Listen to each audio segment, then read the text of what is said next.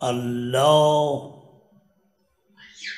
اسمیست که در این اسم تمام اسماء الهی مندرجه. الله درکش محیر العقول. در آیات قرآن هر آیه‌ای که مصدر به الله، اون آیه خیلی مهمه.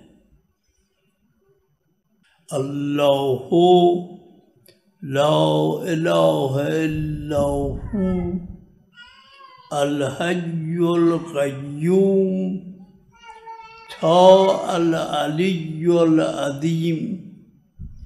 آیت الکرسی این همه عظمت داره.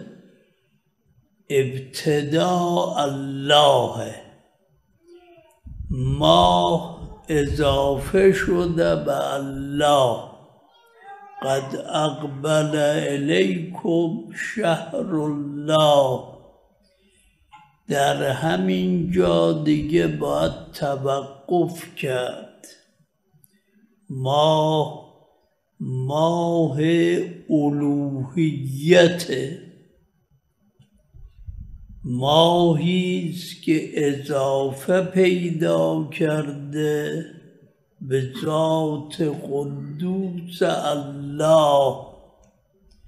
حالا در این ماه چه غوغا!